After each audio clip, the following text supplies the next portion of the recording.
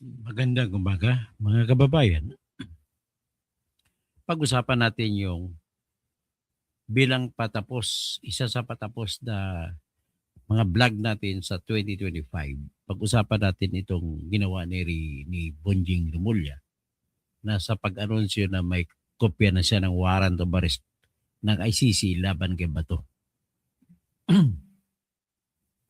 Ladies and gentlemen, siguro hindi naisip ni Rimulya na pwede siyang makukulong sa ginawa niyang pagsisinungaling kung nagsisinungaling man siya o kahit meron pa o kahit hindi pa nagsisinungaling ay pwede rin siyang makasuhan sa ICC under Article 70 of the Rome Statute dahil sa nag-cause ng administrative intervention sa proseso ng ICC. So, Leslie, magandang umaga. Sa kanyang pagsasabi na kampante siya na meron sa kopya, maaring totoo, maaring hindi, pero most likely ay hindi totoo. Sapagkat po, hindi magpapalabas ng warrant of arrest ang ICC kung kini-question pa kung may jurisdiction or authority ang ICC sa Pilipinas o wala. Yan po ang numero unong question. Ngayon, pinipilit ni Rimulya na meron. So let us now explore. Baka pa lang maybe Attorney Nicholas Kaufman would be having that idea that if I were him, I would have filed a request to hold Rimulya in contempt for violating the procedures or administrative procedures of the International Criminal Court by saying that there was already that warrant of arrest issued by the ICC against Bato de la Rosa. And if it were true, then Rimulya was causing obstruction of justice. Why? It is because of his premature announcement, whether even if it is true, that caused Bato not to surface. And if Bato does not surface, then who should be blamed? Why Bato has never been arrested until now? Then no else can be blamed but only Rimulya. Sana, kung totoo ba yun, di na-aresto na sana si Bato ngayon kung talaga gusto niyong arestuhin. Di ba? Eh ngayon, ang problema nito is nag-anunsyo siya, parang pikibari ko nagbibiro naman na noon, mananakot at bigyan na ng problema si Bato. Si Bato naman, ito naman, kung ako lang tanongin siya, uto-uto si Bato nangyari. Kasi kung ako kay Bato, i-challenge ko yan, hindi ako magtatago. Lalabas ako, sisipot ako sa Senado at sabihin kong abogado ko na magsampa na kayo ng motion, panibago. Kasi pwede ka na actually dapat separate petition ito. Hindi yung old petition nila ni Attorney Israel Lido Torion. Attorney Torion, if you are listening to me, please think it over. Bakit hindi ka magsampa ng panibagong kaso specifically directed at the act of Rimulya of making a joke or whatever and compel him not to speak? And if it were, because even if it were true that there is already that warrant of arrest, then Attorney Kaufman must know that it is an obstruction of justice under Article 70 of the Rome Statute. Diba? Oh, dapat sana ganun na lang. As the ending vlog ko, one of the ending vlogs ko dito sa 2025, yun ang nakita ko na dapat gagawin niya. Kaya masisisanti to pag magpapadala ng arrest warrant ang ICC because of contempt, ay patay kang bata ka, Rimulya. Ikaw na rin magtatago. Kaka-arestuhin ka ni Bongbong Marcos? Papayag ba siya niyan? Of course, hindi. So ngayon, dapat gagawin ni Atty. Torion yan. Kaya i-message ko si Atty. Torion to explore the contempt he must file a contempt proceedings before the Supreme Court against Remulla. That is a contemptuous act. Tapos at the same time, si Attorney Kaufman mag-file din ng contempt proceedings or obstruction of justice against Remulla before the ICC. Ganun ang mangyari. Sa kaso naman ni Attorney Kaufman, he can do it by filing a request. A request to require Remulla to explain why he should not be cited in contempt for obstructing the proceedings of the International Criminal Court. Ganon din dito sa Supreme Court ng Pilipinas, pwede rin makapagsampa si Attorney Torion ng kaso na contempt because it is contemptuous to lie. So ngayon, pag ang kaso ni Torion, if you are lying, then you are held in contempt. Pero para mapilitan si Remulla magpalabas, kung totoo man o hindi, ipapalabas niya. Diba? But then the problem of Remulla will be duplicated or multiplicated. Bakit po? Kasi bawal po sa ICC ang maglabas ng ICC warrant of arrest kung wala itong pahintulot. Only the ICC can issue the order to release the warrant of arrest. So ganun ang problema. So but right now, I'm still reiterating, Attorney Kaufman, I'm still reiterating the principle that is universal in all courts in the world, that the court does not issue warrants of arrest if the court is still saddled by the question of whether it has jurisdiction over the subject matter of the case. Dahil kini-question pa ni Digong ang jurisdiction nito, hindi pa pwede mag-issue ng warrant of arrest ang ICC. That's it. So simple as that. So ngayon, hanggang dito lang aking vlog. Ay bago matulog muna ako. At sasabihin ko nga that I am requesting Alvin and Tours to relay to Attorney Kaufman my message. And I will also message Attorney Torion para sa kaso niya kay Bato. Ganun ang kasimple po. So, ganun ang gagawin natin. Bahala sila. In the name of justice naman ako. In the name of what is law. I don't care kung maaresto na si Bato. Basta, totoo kung meron. Ganun ang kasimple. I repeat that it is premature or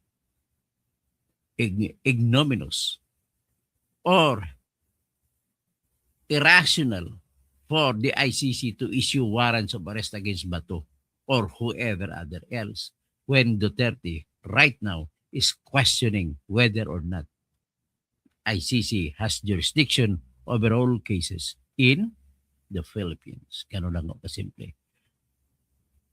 Ang ikakaso hindi ICC magkakaso si Kaufman po.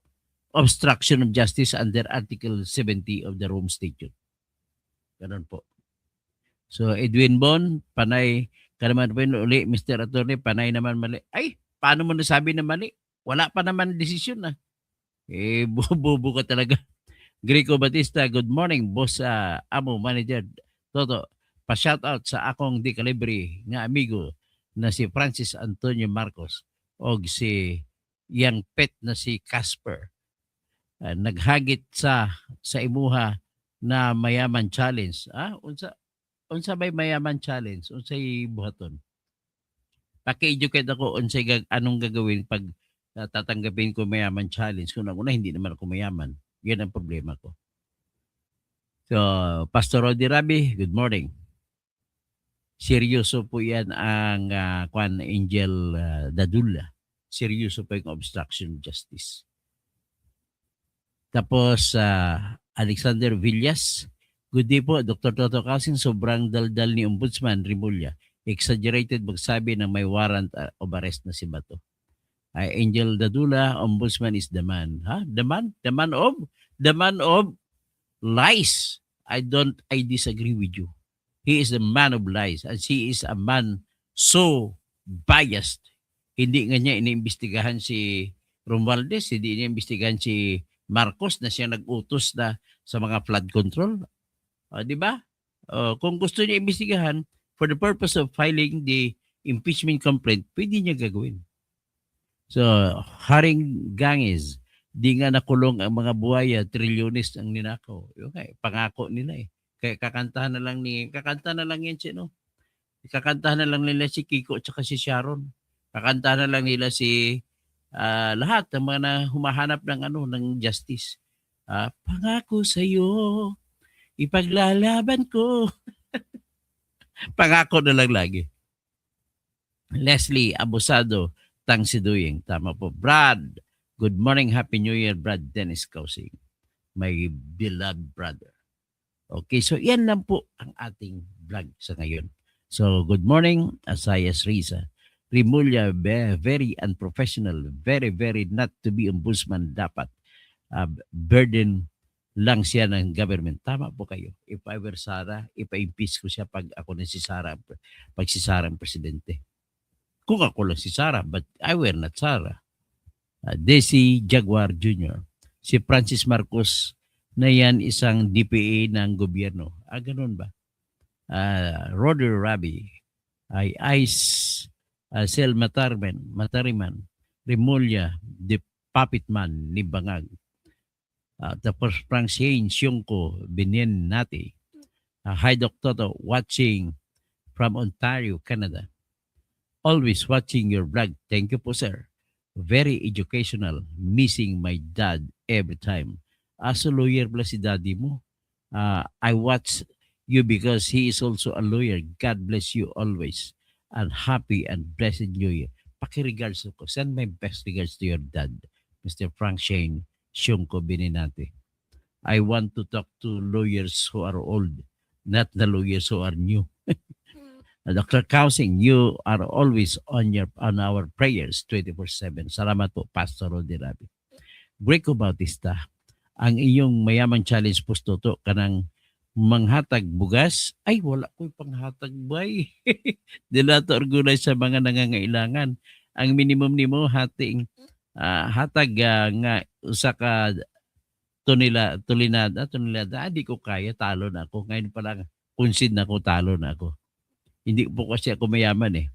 Angelo Dadula, ano ba kasi ang ebidensya nila na nagnakaw si Marcos Jr.? Ang ebidensya po, mali-maleta. Sobra na pong ebidensya yun. Kapag sa pagpaniwala lamang ng tao ay sapat na yun na ebidensya. Pero kung dadalhin mo sa korte, well, ipresenta natin sa korte. Kailangan na dito si Saldico. Tsaka si Guteza. Diba? Tsaka yung si Mark Diskaya. Teksay. At tsaka si John Paul Estrada na naghatid ng pera kay Marcos. Meron po ebidensya, Angel Dadula. Meron po. Hindi po yan allegation. Unang-una, number one evidence po, Angel, siya ang pumirma ng budget law. Pag ikaw pumirma, alam mo yun. Yung lahat ng mga flood control projects. Pangalawa, pagkatapos niya may pirmahan, siya din na nag-approve na ipalabas ang pera. Hindi nahingi ng go signal sa kanya. Hindi nahingi ng approval. Hindi, hingi ng approval sa kanya. Pangatlo, maraming unprogrammed appropriations na nirelease. Ang mga unprogrammed appropriations ay dapat masusi na yan na may instruction si Marcos. And because marami pong unprogrammed, ibig sabihin na unprogrammed po, yung mga programa sa budget na hindi binigyan ng pera kasi kulang ang pera ng gobyerno. At the same time, what Marcos did was, I could also call as technical malversation. Kasi po, unang-una, nilabag niya ang konstitusyon na ang sino man ay walang karapatan magdesisyon kung saan dalhin ang pera, kung saang flood control dalhin, kung saang ilog dalhin, kung saang revetment, kung saang halimbawa farm to market roads. Hindi po pwede. Sabi ko, hindi pwede, makakasuhan ng malversation si Marcos pagkatapos niya maging presidente. So si Arn James Vlogs, pauwiin mo sir si Saldico para ma-prove nyo. pagkaso na, pauwiin yan. Pero kung ano lang, election purposes, sapat na po yan parang butante hindi boboto kay Marcos. Kaya nga bumagsak na nga yung negative na nga ang rating ni Marcos because of that eh. Ayaw niya ikumpronta yung mga ebidensya eh. Tapos dapat nga makulong yan, sobra-sobra ang pagbabali ng batas. Bending dalo sila eh. Tapos Edwin Von, niloko lang si Bato, natakot na tuloy. Natatawa din ako eh. Bakit siya natakot? Kung ako si Bato, hindi ako natatakot yan. Angelo Dadula, kung ganun pala, bakit walang nag-file ng ombudsman sa korte kung talagang matibay? Alam mo, Mr. Angelo Dadula, kapag si Marcos ang pag-usapan, dahil presidente pala siya, immune from suit siya, hindi siya pwedeng kasuhan. Okay? Pero tingnan mo, pag bumaba na yan, oras na bumaba yan pagka-presidente, katakot-takot na kaso at makulong na habang buhay yan. Tapos Rodney Reby, Marcos Jr. is corrupt addict. Addict na? Mastermind on all food flood control projects. Tapos Rosana Cheese. Bonjour din po. Diams Vlogs, bakit si Sara sir may mga basyan hindi nakasuhan? Ang ebidensya po nila kay Sara, sinabi na ng Supreme Court na unang-una, pang-apat na reklamo, iisang beses lang masampa ng reklamo ang sinumang impeachable officer. So, unang-unang dahilan yan kung bakit binasura ng Supreme Court. Pangalawang dahilan kung bakit binasura ng Supreme Court ay ang mga kaso na sinampa nila, number one, ay hindi pwedeng isasakop bilang impeachable complaint. Bakit? Kasi kagaya ng confidential fund niya bilang mayor, hindi po pwede isama yung mga nagawa na supposedly nagawa ni Sara sa panahon na hindi pa siya vice president. Kaya out na yon. Kaya yung mga tinatawag na bank account ni na akusasyon ni Trillanes ay hindi pwedeng isama dahil hindi pa siya vice president noon. Ano pang pwedeng isama? Ang pwedeng isama yung akusasyon na number one, yung nag-press conference siya sa kulungan ng House of Representatives nung hinuli yung kanyang chief of staff na si Attorney Zulaika Lopez. Tapos sabi niya, nag-hire na ako ng isang killer na papatay kay Marcos at papatay kay Lisa at papatay kay si Romualdez, sakali siya mamatay. Ibig sabihin, mangyayari po yun yung pagpapatay kung siya ay mamatay. Ibig sabihin, kung hindi man lamang siya patay ni BBM, walang mangyaring krimen na nag-murder laban kay Marcos Jr., laban kay Lisa, at laban kay Romualdez. So, if that is so, nagiging bubo po yung mga abogado, lahat ng mga abogado ng mga nagsampa ng kaso na impeachment laban kay Sara dahil hindi po yan krimen. Ang krimen po sa ating revised penal code, yung may condition, ay yung condition kung tinatakot mo, halimbawa, pag hindi gagawin ng tinatakot, patayin mo siya. Pero itong kay Sara, kung gagawin mo, papatayin kita. Pero ito, yung krimen na murder na pwede ay threat, ang tawag dyan, grave threat, ay kung hindi niya gagawin ang pinipilit ng nagtitreten. For example, ang sasabihin ni Sara, kung ganito, kung paano siya maging krimen, o kung hindi ka mag-resign, papatayin kita. O yan, grave threats yan. Kung hindi ka susulat na baliwalain mo na yung lahat ng kaso laban sa akin, papatayin kita. Yan po ay grave threat. Pero yung usapin, dahil bakit grave threats? Dahil kung hindi gagawa, mamamatay siya. Kung hindi gagawa yung biktima.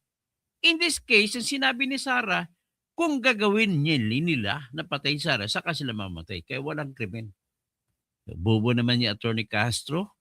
Kwento bang kwento. Sabihin niya, threatening the president is a ground for disbarment. Ay, ang hirap kasi sa gobyerno ni Bangag. Daming mga bubong abogado. Lahat sila bubong abogado. Oh, pati si Dino De Leon to na abogado rin, graduate sa UP. Pati si Jesus Palsis, graduate sa UP. Pati sino pa? Yung mga kumukontra kay Sara. Mga bobo sila lahat. Alam nila, hindi nila alam yung grave threats na may kondisyon. Patawarin ba na? Ang tawag namin, pwede bang tawagin? Punyeta. Ha? Punyeta. Mga, ano kayo? Ano bang, pangit man na tawagin ng bobo o ano? Pero wala akong makitang better word na mas decente. Pwede mo sabihin na hindi nila alam. Nakapasa kayo sa Barisam. Nag-aaral kayo ng criminal law. Isang libro naman pinag-aralan natin, revised penal code lang naman. Hindi naman pwede magbago ang batas kung kayo nagbabasa at ako nagbabasa. Pareho lang naman ang batas natin, di ba? Okay. So, yan po ang ebidensya. Ano pang ibang ebidensya na gagamitin laban kay Sara? Yung Mary Grace Piatos.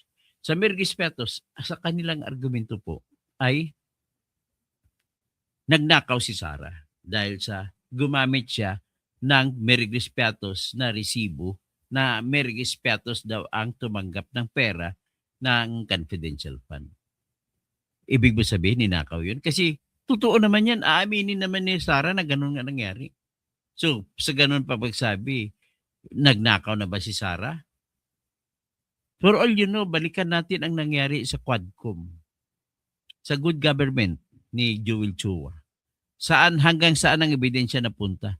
Nandun lamang kay Colonel Dennis Nolasco at Colonel Raymond Dante La Chica.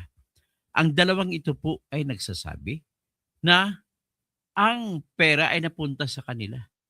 But nagtataka naman ako kay Joel Chua, bakit hindi nila tinanong ang dalawang army officer? Bakit hindi nila tinanong? Yan din ang tanong ni dating Justice Antonio Carpio. Siya mismo nagsasabi, point out na yun, bakit hindi nila tinanong? Ibig lang po sabihin, yung hindi nila pagtanong ay depensa na ni Sara Duterte yan. Bakit? Sabi ni Sara, hindi pwede kayo magtanong dahil confidential nga. Sikreto nga. Hindi niya pwede ilabas kasi that will be a threat to national security and a threat against the life of the informer. Naintindihan niyo pa ibig sabihin life of the informer? Halimbawa, huwag na tayo lumayo. Yung sa SAF 44 na namatay. Silang lahat po ay lumusob doon sa Mama Sapano para hulihin at patayin si Bin Laden, si Marwan, yung number 1 bomber, si Asia. Ngayon, binayad nila ni Noynoy doon sa katabi, sa tao ni Marwan para ibigay lamang ang kanyang cellphone number ay 60 million pesos. Kapalit ng cellphone number. Bakit? Cellphone number lang. Kasi may technology naman eh. Makukuha mo ang global positioning system kung saan siya. Kasi lagi siyang katabi ni Bin Laden, ni Marwan. Kaya yan ang example. So ibig mo sabihin nun, hanggang ngayon ba, ibibisto ba natin kung sino yung imailip na tao na nagbigay ng telephone number? Hindi. Papatayin din siya ng mga imailip yan ng iba ng mga kasi maglalabas na traidor sa samahan ng MILF. O ngayon, ito naman sa panahon kay Bin Laden naman, 2 CIA na babae ang nagtrabaho sa loob ng 10 taon nila tinrabaho bago nila mahagilap kung saan si Bin Laden. Along the way, isa sa ginawa nila ay nakahingi sila ng telephone number sa isa kung saan si Bin Laden mapupuntahan, matawagan, makontak. At ang kapalit ng telephone number na yun ay isang Ferrari. Binigay nila ng CIA. Ganon po yun. So maintindihan nyo na ganon pala, hindi pala pwede mabuksan, hindi pala pwede i-disclose. So kung hindi pwede i-disclose, hindi natin malalaman kung nagnakaw si Sara o hindi. Kung hindi natin malalaman na nagnakaw si Sara o hindi, absuelto si Sara. Ganon lang ho kasimple. So, do you understand na kung bakit absuelto si Sara? Na-analyze na po yan ng mga abogado niya. At kung bubong abogado niya, ako na mag-analyze para sa kanila. I will teach them the theory of the defense, how to draft the defense. Kung ako magdepensa niyan, lahat ng taktika ituturo ko. Oh, yan ang masasabi ko po, ha? So ito naman pala si ah sabi sino pa si Bernadette, you make me sick. Okay, look at your head. It's shiny like a dragon. Huwag ka naman mag-insulto, Bernadette. Ano nila, pang-insulto dahil kalbo ako, gano'n na ang tawag mo sa akin. Itong binigay ng Diyos sa akin. Ha, Bernadette? Are you a human being? Or you are just here to make ad hominems and attack me on my personality? Do not look at my head. Look at the content of what I say. Bernadette, I am pleading to you. Please, do me a favor by judging me on the content of the words that I utter, not on the shiny head that I have. Okay? Pakiusap lang po. Bosto to, nga nung gidisbar ka nila, gidisbar ako nila kay according to the Supreme Court, nag-publish man ako sa Facebook ng isang reklamo na hindi ko pa naisampa sa ombudsman. Pero naisampa ko naman eventually. But according to the Supreme Court, it was erroneous. At dahil may dati pa kong suspension, ay ginawa na Supreme Court, dinisbar na ako. So, pero ang rekomendasyon ng Integrated Bar of the Philippines para sa akin ay tapik sa balikat lamang. Reprimand lamang ako. Pero, ayan, ang Supreme Court, that is what they want. So, tapos si Angelo Dadula, puro lang kasi kayo aligasyon at akusasyon sa presidente. Hindi po yan aligasyon po, may ebidensya po yan, Angelo Dadula. Well, if you are na Ilocano, please, you are only destroying the race of Ilocano if you are defending BBM. Unang-una, hindi naman siya pure Ilocano. Waray naman ang nanay niya. Pangalawa, sinisira niyang lahing Ilocano sa kanyang pagnanakaw. Ganun lang o kasimple lang yan. Please, do not be a loyalist. Be loyalist to law, not to any person. Kayo mga DDS, huwag kayo maging loyal kay Duterte. Maging loyal kayo sa batas. Ako, didepensahan ko na sa Duterte sa ngayon. Noon, galit ako sa mga nangyari. Pero nung inaristo nila si Duterte, na dapat dito lamang, kung ako tanongin nyo, dito sa Pilipinas lamang siya dapat kasuhan. Pero nung inaristo nila na walang warrant of arrest galing sa ating bansa, o yung inaristo nila na hindi malang sinunod ang Article 59 ng Rome Statute, na nag-uutos na sakasakaling aristuhin ninyo ang ICC accused, ay idaan ninyo sa inyong sariling korte at titingnan ng sariling korte ninyo kung tama ba ang warrant of arrest at dapat ba siya magpiyansa o hindi. Na hindi naman ginawa ng mga kaibigan mo dyan, mga idol mo, Angelo Dadula.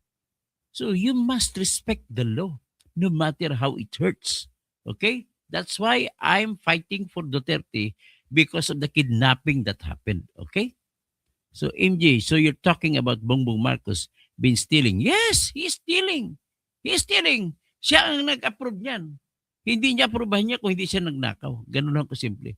2024, nagsalita siya sa kanyang suna, taking pride in 5,500 flood control projects. Tapos sunod na linggo, bumagyo sa Bicol ng bagyong Christine. Oh. Alam niya, siya ang nakawan dyan. At saka, ebidensya na si Saldico at saka si Marine Sergeant Gutesa at saka yung tauhan ni Saldico na si Mark Texay at saka si John Paul Estrada na taga Pangasinan na magtitistigo na sila mismo ang naghahatid ng pera sa bahay ni Bongbong Marcos at saka ni Romualdez. So, magbubulag-bulagan pa ba kayo dyan? Nakita nyo na mga maletang pera? Okay, nasa inyo yan kung magbulag-bulagan kayo dyan. I know you are just earning money from the troll budget of BBM kasi 50 billion ang budget niya sa mga trolls kagaya sa inyo. So makapagmaroon mag-Happy New Year na kayo ngayon kasi bibigyan kayo ng pera and because of you, pasalamatan niyo ako. Kaya kung hindi ako nagsasalita rito, ay wala kayong kita. ng mga troll ni BBM tsaka ni Romualdez. Di ba? Ganun ako kasimple yan. Tapos si Teresita, what do you mean when you said hitayi? Si Jomar Sobrehana, ikaw din bubo. That is your opinion na bubo ako. Pero but then, you must prove why I am bubo. I'm even speaking in English. Can you speak back to me in English? If you can, then I will salute you. But if you cannot, then I'll tell you that you're only a troll man. Hindi ka patrol man, kundi troll man. So, Arjam's vlog. Sa panahon ni Perade, mismo mga diskaya, kukunti lang po kinita ng diskaya. Andiyan, naniniwala ka naman sa kwento nila. Pinakamalaking kita ng diskaya nung panahon na ni BBM. Tandaan mo, sa Ilocos Norte, ang mga contractor doon ay dalawa lang na main. Si Diskaya, lahat ng kumpanya ni Diskaya, at saka kumpanya ni Alcid, yung mayor sa Lawag City. Ha? Baka kwento kayo ng kwento, wala naman kayong ebidensya, di ba? James vlog. So, Frank Shane, yung Beninante. Sabi nyo, gusto nyo makausap ang daddy ko because he is a lawyer. Kaso he is already in the loving arms. Ganun ba? Let us pray for him. Anong first name ng daddy mo, abogado? I must thank him because he is my senior. If not for him who went ahead of me, baka walang abogado sa ngayon. So honestly speaking, karumit daw niya si former President Marcos Sr. sa UP Padre Faura during that time. Hindi nga lang naging crony ni Apo Lakay ang dad ko, kaya hindi kami yumaman. Tama, I salute, the more I salute your father. But my dad became an associate sa law office ni Vice President Laurel. That's great. He must be a very, very good lawyer. Not only very good lawyer. Marian Gavales, makadutay din. No, it's not a makadutay. I am only makabatas. Pag ang batas nilustay mo ang batas, kagaya ng mag-aristo ka na walang warrant of arrest na galing sa lokal na bansa, then that is kidnapping. And I assure you, the two Remulla brothers, si Boying at saka si John Vic, kasama si Gibo Teodoro, kasama si Eduardo Anyo, kasama si Marcos Lacanilaw, kasama si BBM, kasama si Nicolas Torre, kasama si Romel Marbil, ay ma-sentensyan po sila ng kulong na habang buhay sa ginawa ng pagkidnapping. So, Renante Ray, ang anong mangyayari kay Sara at hindi naman si Bangag ang ang pumaga sa patayin si Bangag na hindi ni Bangag alam. Ay, wala yun. Siguro sana naintindihan mo yung paliwanag ko po. Hindi ko na po uulitin. Sana, balikan nyo lang po, i-replay nyo lang po. Hintayin nyo po mangyari. Ganon, sabi ni Teresita. Ganon ba? Pinagbantaan na agad na magnakaw. Bakit? Ano bang ibig sabihin pinagbanta na magnakaw? Wala po akong hindi ko maintindihan. Pasensya na po, Teresita, pakiulit po. Pakiklaro. Mani Kabanglan, gunggong tanga ka, buwisit ka. Yan po yung mga nagagalit. Yan po yung mga nasasabi ng mga taong talo sa debate. Kaya talo ka sa debate dito, Mani Kabanglan. Rosa Miranda, prove your allegations. Napatunayan na po ang allegations. Sino bang pumirma? Katibayan naman si BBM ang pumirma ng budget. Diyan naman ang presidente. Walang ibang pwedeng pumirma kundi presidente lang ayon sa ating constitution. Yan pa lang tapos ng laban. So Frank Zais, puro naman opinion ka lang, engineer. My opinion is based on law, Frank. How are you related to Attorney Manny Saiz of Naga City? Ang fiscal siya, nag-retire na. He is one of my subscribers, si Attorney Manny Saiz, Frank. Grico Batista, Bostoto, nga nung gidisbar ka nila, ikaw nang na-istorya ko na, no? Don't talk about Jesus because you're picking aside. Anong Jesus? Jesus Palsis? Attorney Jesus Palsis? Jesus ba yun? Kapangalan niya si Jesus.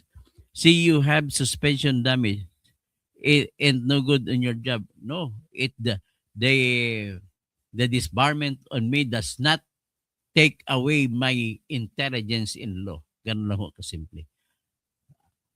Ang lisensya lang na wala sa akin, I'm still a lawyer by heart, by name, by the intelligence of my mind.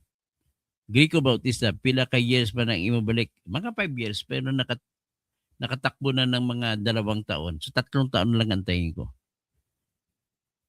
How now you're not mad at them? That's because you already got some money. I did not get any money from them, to tell you the truth, and you will die on this earth. God will curse you if you insist that I receive money. I did not receive any single centavo from Duterte. Imelda Baranda, isa kang loko-loko, bubos. Puro kayo, wala kayong argumento. You lose in the arguments, in the debate, kasi wala kayong argumento. Puro na lang pang-merso na lang sinasabi ninyo. Luisito Elegido, grabe naman manlait yan si Bernadette. Ang layo sa paksa ng sinabi niya. Ang kakaganyan kain ibang mga babae nakakalbo, baka nakalbo ka rin. O, di ba? At least natural, kahit kalbo, malinis naman ang konsensya ko. What is important is what can be found inside, and you can never see what is inside of my mind. Nawala akong kasuko ni mo, Tony, sa pag-respect ni mo sa nahitabo kay PRD. We have to respect the law. We have to respect the events. Mario Arsenal. Tapos Aldenisco. Go sir. Todo. Happy New Year po. Happy New Year to. Kahit yung mga naglait sa akin, Happy New Year din po. Sana maligaya po kayo sa mga natanggap nyo mula kay Bongbong Marcos, kay Romualdez. Agents Vlogs, wala naman pera, boss. Malita lang, paano naniwala? May lamang pera po yun. Hindi po ganoon kasi kasabwat nila si Saldico. Pagkasabwat ng sasalita, totoo na yun. Okay? Ang may problema ngayon, pagkasabwat ng sasalita, gaya kay Saldico, ay ang burden of proof, ang may obligasyon na magpapatunay na hindi siya nagnakaw ay si BBM dahil nagsalita ng kanyang kasamahan sa pagnakaw. So Alfonso Babia, you are right, Toto, sa panlalait lang ang alam ni Bernadette kasi bayarang troll siya. Kita mo na nahalata ka tuloy, Bernadette. Naawa pa naman ako sa iyo, New Year pa naman ngayon. Renato Dalida, believe ako ngayon sa iyo, Tony. Salamat po. So, Buguk Aldinesco from Aldrin Escobar ng People's Journal. Ay, Coach Toto, kumusta ka na?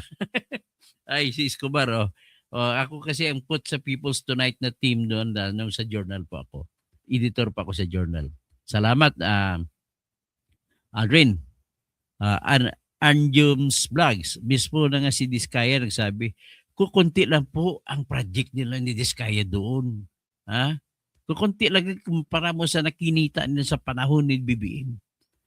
Manny Kabanglan, gunggong ka. Ano lang masabi ninyo? Talo kayo sa debate. Bakit yun lang masabi nyo na may personal kayo? Jonar Gayo, tag-iyan naman, puro kasatsat, demanda ka ng... Uy, hindi pa ako pwede magdemanda kasi may immunity from suit yung mo, idol mo na si BBM. At saka sa ombudsman, tingnan mo pag wala na siya, kaya ako kakasumim sa kanya.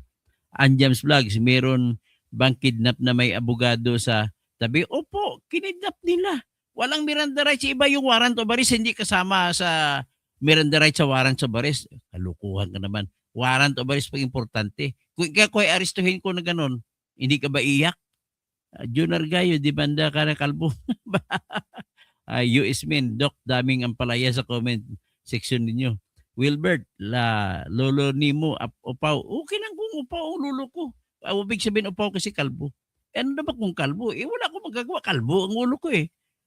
Si Alpha, puro political addict kahit lantaran na yan ng mga ebidensya ng corruption. Ismen, agree, Doc, once an attorney, always an attorney. Ganon po yan. Ang utak ko po hindi nawawala bilang abogado.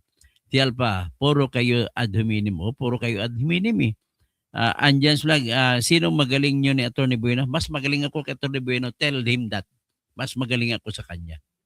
I can debate with him on whatever, kahit anong batas pag-usapan. Kaya pala, nawala lisensya, puro ka lang, ay hindi po yan. You are only saying it is heresy, but it's not. You are only saying without knowing anything about it. Frenial Vlogs, grabe ang mga tao ka makapagsalita. Kala mo madami ring alam. Yaismin, anhin mo ang may buhok. Kung magnanakaw naman, tama. Anin mong buhok si BBM, may magnanakaw naman. Gaya ni Banga, gaya ni Romualdez, di ba? Gaya ni Saldico. Pero Saldico, at least umamin na ngayon. Anjam Vlogs, just ignore sa topic. Okay lang po. Tito Soriano, good morning Sir Toto. Ang galing nyo mag-explain sa mga batas, malinaw po. Salamat po at naintindihan niyo po. Pacifico Bruno, Sir, kidnapping live, may abogado pang, ay hindi po, kahit may abogadong kasama, kidnapping pa yun. Mas lalong sumama ang kanilang parusa. Bakit may abogado na nga nakatabi, nangidnap pa kayo? Didn't you respect the lawyer beside him? At another case pa yan, yung disrespectful to the lawyer. The lawyer was in the performance of his official function. Sila ni Atty. Delgra. And yet, you tried to arrest. That is another crime. Sige lang, kausapin ko si Atty. Delga. Tesba, tama. Pablo Di Castro, hi. Miss Daisy, good morning. Katoto Kausing. Nag-research impeachment lang ang pwede sa press. Oo nga, impeachment lang pwede, walang problema. Bakit ka nagsabi na kakasuhan ko? Antayin mo na nila pagkatapos ng presidente. Dibodorian, puhon, attorney, puhon, TL pa. Sinabi na nga ng ICC na labag sa batas yung pagpadala kay Duterte. Sa ICC, mas marunong pa kayo. In fairness naman, inaantay kong desisyon ng Supreme Court na magsasabi na kinidnap si Duterte. Gano'n lang kasimple. Tesba, yung iba nakakatawa, narrative nila, tatanga-tanga, di nakadebate sa issue. Kaya gusto ko kahit sino kung gusto. Sino mang gustong abogado may kapag-debate sa akin, call ako. Kahit sino pa, ma-justice man siya, kahit sino pa, call ako. Mas gusto ko makadebate si Atty.